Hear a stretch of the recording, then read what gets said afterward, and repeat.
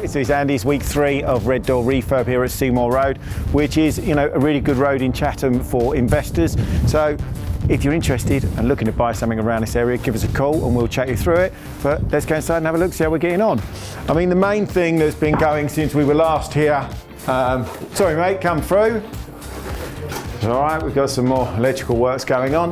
But the main thing that's happened is the blue grit and the plastering. So the blue grit is the base surface, which is the bonding surface. So, to touch, it's exactly as it says on the tin, it's blue and very gritty. So, and that's, they just plaster onto this to get the plaster render on and then skimming over the top to get it nice and smooth. So, but you'll see that in a little bit more detail as we go upstairs. But first of all, Jack, let's have a wander through and see what else has been going on.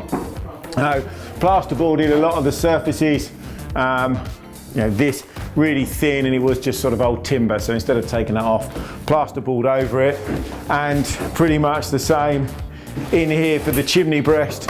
So plasterboarded, bead it along the edges, and then the finished plaster on top, which has happened on this wall and the ceiling, and this one once the new window goes in.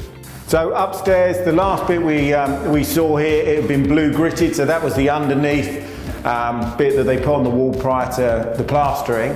So now obviously the plastering's been done.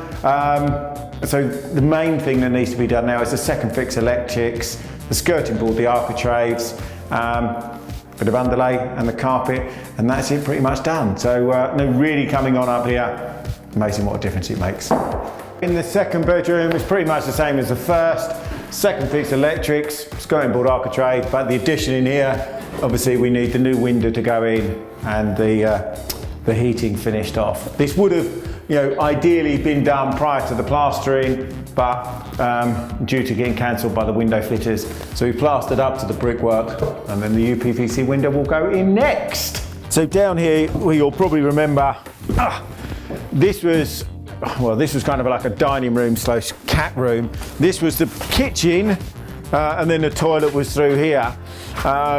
So initially we were going to knock this down and rebuild it because just structurally it's not sound. But the cost is about £10 to £12,000 to replace this.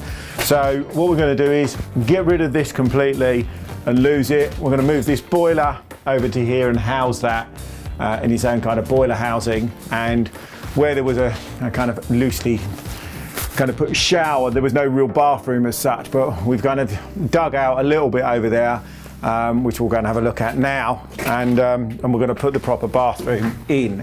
So down here was where the shower waste came out, but that wasn't actually connected. So whenever the shower was used, which, albeit by the looks of it very infrequently, all of the water was just running away. So I think it was causing damp for next door and lots of problems. So we've resolved that issue. As I say, this will become the kitchen. And then in here, so what's in here, Mark? The bathroom is obviously in here. So, bath. So bath's over here with the waste out. Basin in there. Yeah. Nice mirror. The toilet has to go there. Right, and the toilet is going here because Caroline mentioned to me we can't get the waste out. Is that right? So we've got to dig a trench. We're digging that. See that trench? Right. So that trench will follow this joist here. Yeah. We'll take all this out. Put the new saw pipe in, connect to the main drain, fill it up, put it all back. And then that works. Yeah. So how long is that going to take?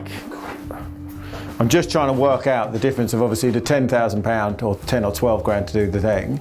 So the cost of doing that is what, 20%, 10, 20% to